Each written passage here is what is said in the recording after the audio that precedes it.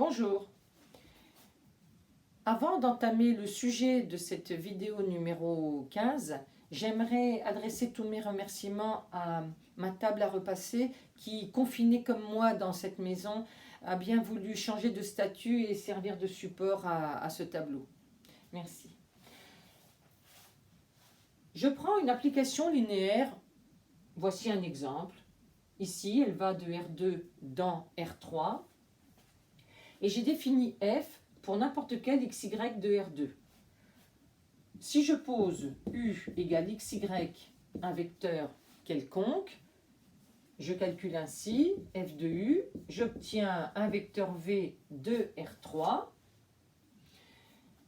U écrit ainsi signifie que j'ai ces coordonnées dans la base canonique de R2.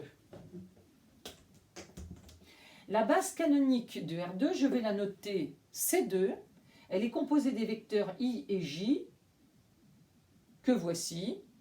On les a déjà vus dans un chapitre précédent. J'obtiens donc un vecteur V, écrit sous cette forme, signifie que j'ai ces coordonnées dans la base canonique de R3, que je vais noter C3.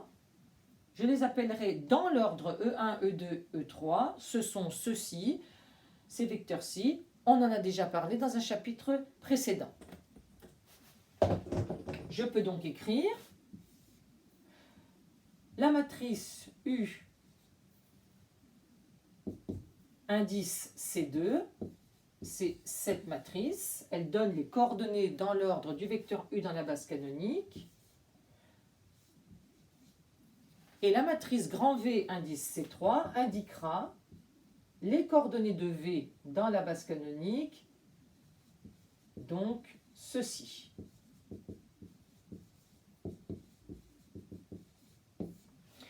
Je m'aperçois que cette matrice, je peux l'écrire sous forme d'un produit de deux matrices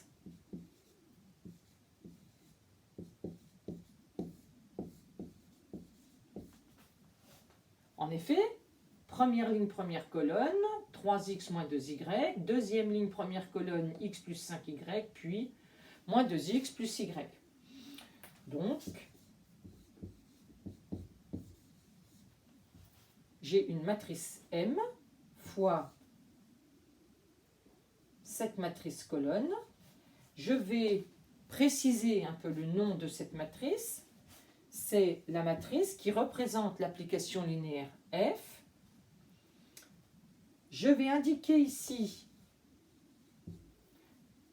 la base de mon espace d'arrivée et ici la base de mon espace de départ, pour des raisons pratiques. Maintenant, comment est composée la matrice M? Observons. J'observe la première colonne. Et en regardant d'un peu plus près, je m'aperçois qu'il s'agit de l'image du premier vecteur de la base C2.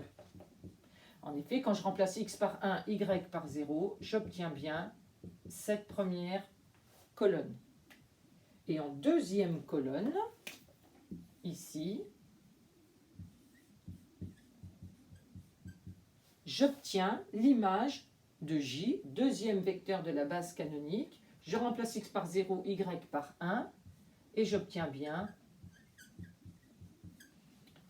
voilà.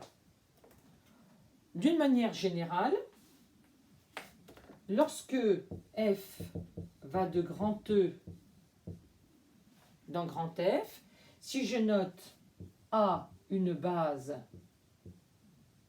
de E, si je note B une base de F, la matrice qui représente F, B comme base d'arrivée, A comme base de départ, sera constituée des colonnes suivantes. Chaque colonne sera l'image des vecteurs de la base A dans cet ordre exprimé en fonction des vecteurs de la base B. Et nous aurons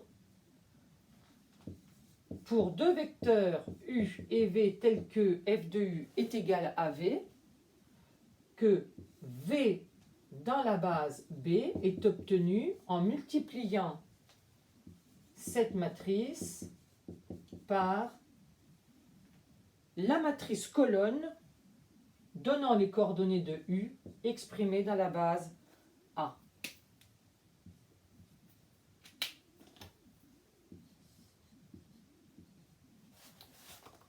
À bientôt pour la vidéo numéro 16.